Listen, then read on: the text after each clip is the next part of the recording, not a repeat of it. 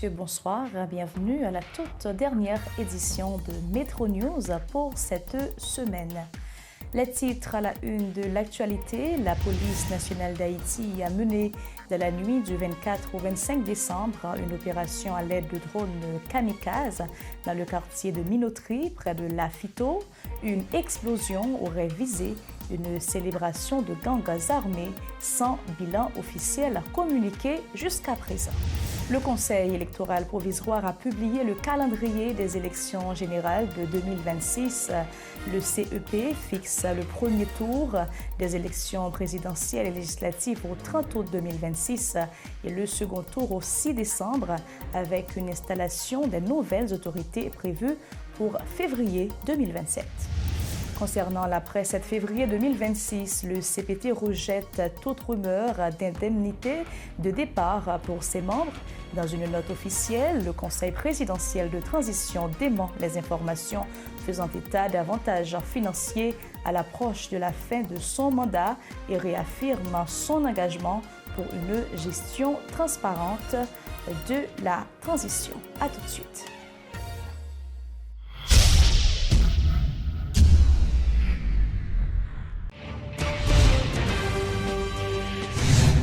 Merci de rester fidèle à Métro News.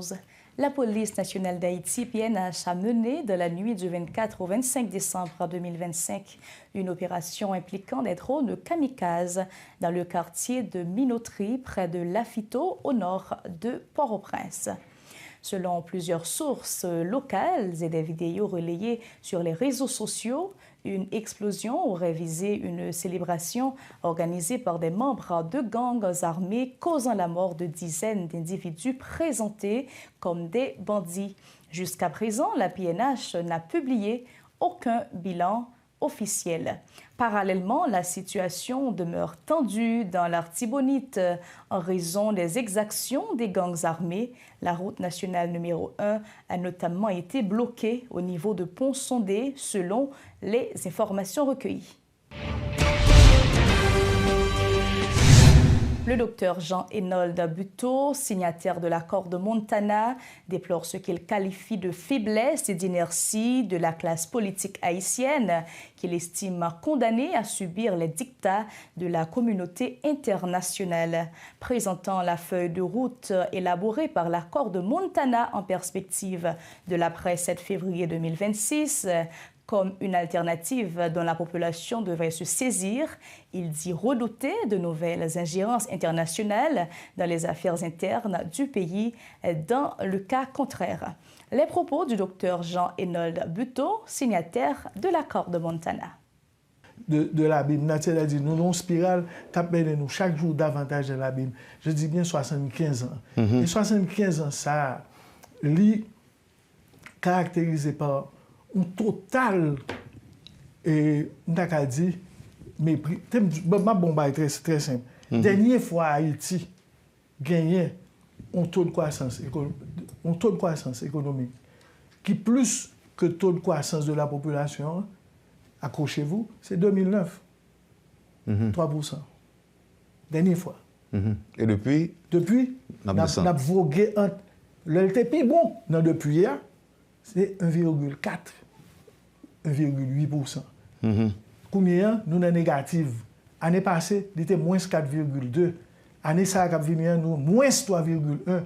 Ce que je veux vous dire, mais ça ne pas même critiquer, je ne pas me de certains monde du Valais qui disent oui, nous sommes plus bons sur du Valais. Ce n'est même pas là la question.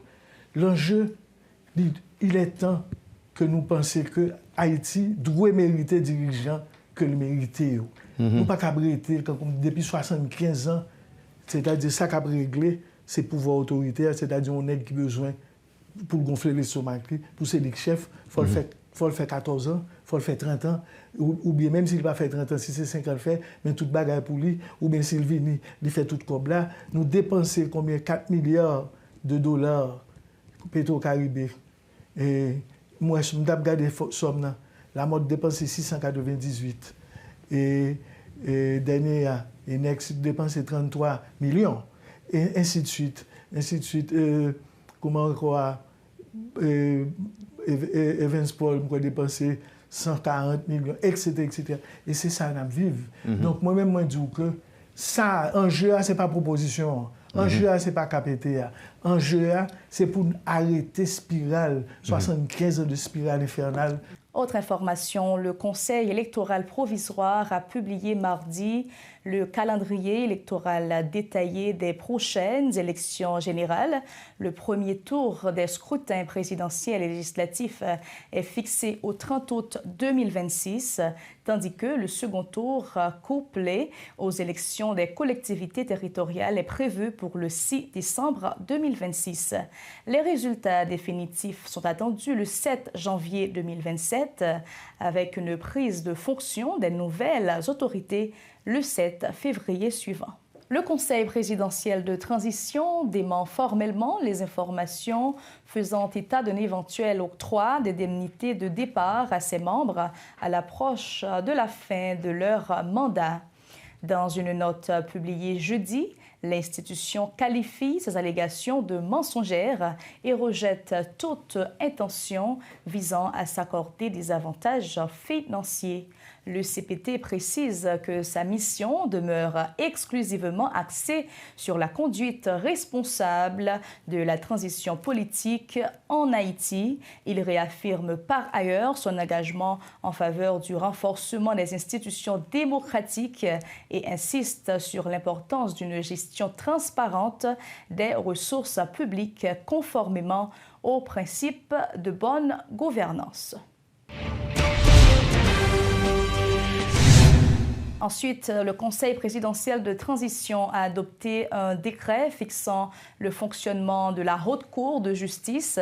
Maître Patrick Laurent rappelle que cette juridiction ne disposait jusqu'ici d'aucune loi d'application lorsqu'elle est chargée de juger les hauts responsables de l'État pour des crimes commis dans l'exercice de leurs fonctions. Tel qu'adopté, le texte immédiatement applicable après sa publication interdit toute poursuite devant les tribunaux ordinaires sans condamnation préalable par la Haute Cour de justice, explique-t-il. Les précisions du consultant juridique de Métropole, Maître Patrick Laurent, on écoute.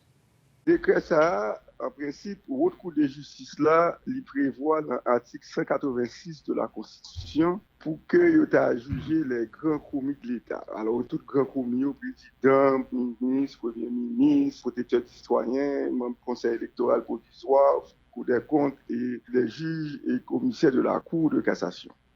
Maintenant, depuis après l'adoption de la Constitution, l'article 186, ça n'a pas jamais une loi d'application. Donc, c'est-à-dire que tu as supposé qu'il y ait une loi d'application.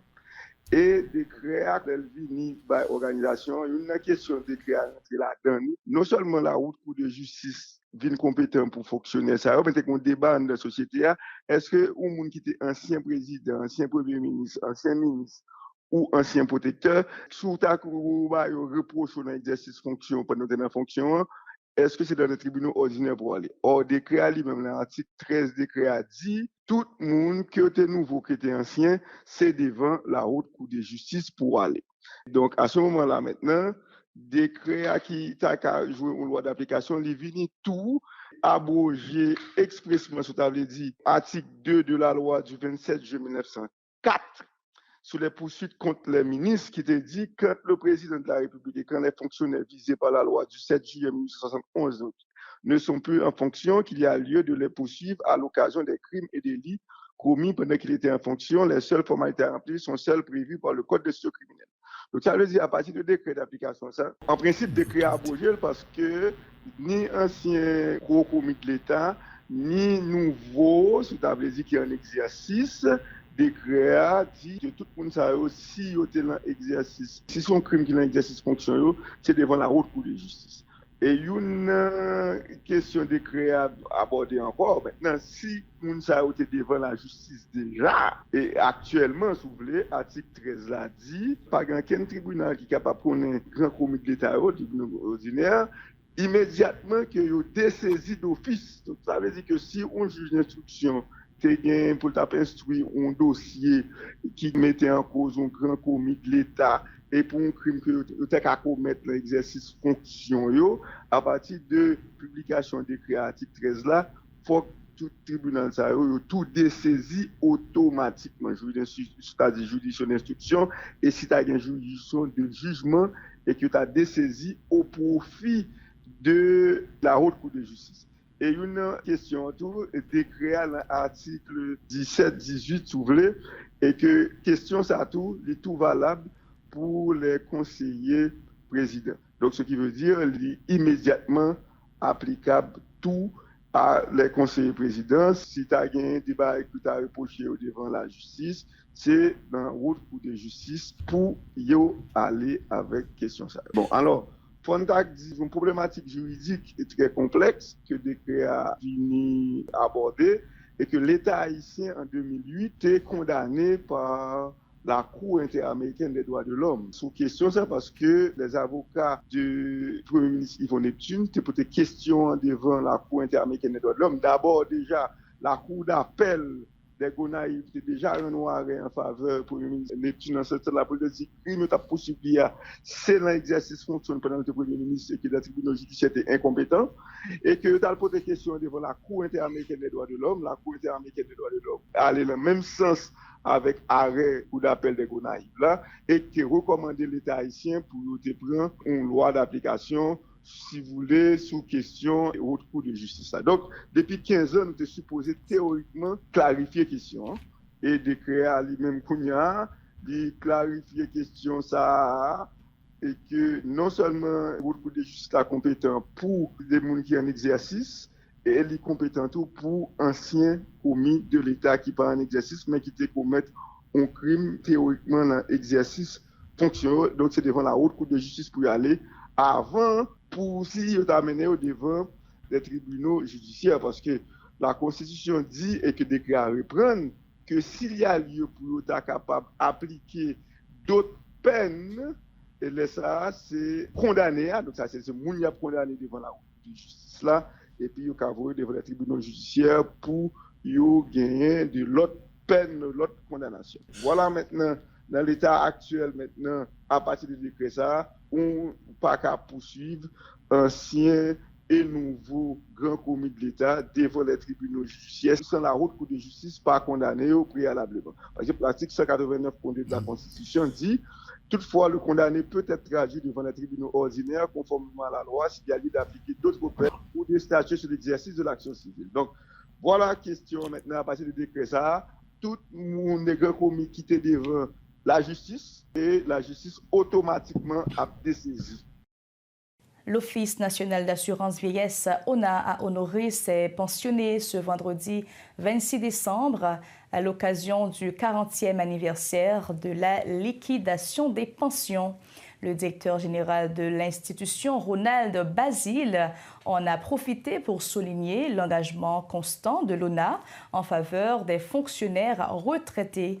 Il a également salué les progrès enregistrés dans les régimes de pension, passés d'un tiers du salaire à plus de 60% après 30 années de service.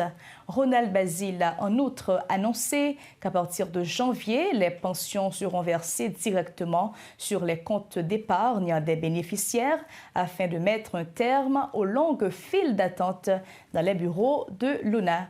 Les précisions du directeur général Ronald Basile. Écoutons. L'ONA, c'est prêté. C'est ça fait un peu nous a parlé de l'ONA en Angleterre. Mais tout le monde qui comprend l'objectif là, c'est pas intention, de voir effectivement l'ONA fait travail.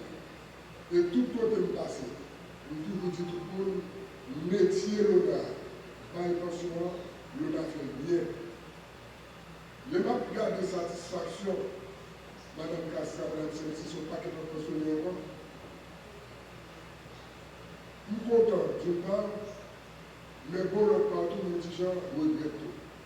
Parce que nous-mêmes, nous sommes qui travaillent dans le système, mais le temps de pension, on a appliqué des pensions sur base entière salaire. Mais pour nous, liquidation de qu'on a fait sur une base 60% salaire minimum. Après 20 ans de travail. Et l'offre de 20 ans de travail là, chaque 5 qu'on fait en plus, l'on a mis 5% sur nous. Nous comprenons, nous qui fait 35 ans, 40 ans le système, mais nous, ça, il n'y a pas de différence entre l'éducation active avec l'éducation. Au deuxième, nous avons toujours mentionné pension supérieure à salaire dernier, les docteurs. Je dis, l'honneur a fait deux activités à la fois. Premièrement, 40 ans de liquidation personnelle, parce que nous avons fait 40 ans. Je dis, nous avons 40 ans depuis le premier pension. Mais nous, notre bon corps, nous avons fait 60 ans.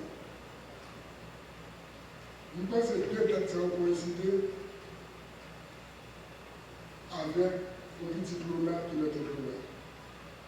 Je veux dire, bon emploi et Luna, qui décidait de faire plus de sacrifices pour Luna capable de faire qui vient avec l'objectif, avec raison d'être qui c'est bonne personne.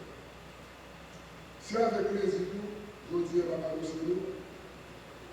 partir du 5 janvier 2020, les pensionnaires de Luna n'ont pas de planchette à sous bord, n'ont pas de belle passer misère. Depuis aujourd'hui, n'importe pensionnaire qui est disponible, nous avons passé chez Luna pour y aller au carré de paille. Chaque mois, chaque 5 du mois, Luna dépose pour nous son compte de paille.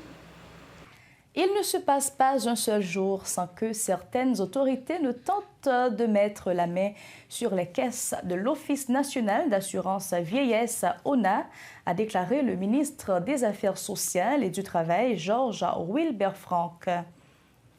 Selon lui, les institutions de sécurité sociale fonctionnent sous une pression considérable, alimentée notamment par une mauvaise perception des usagers.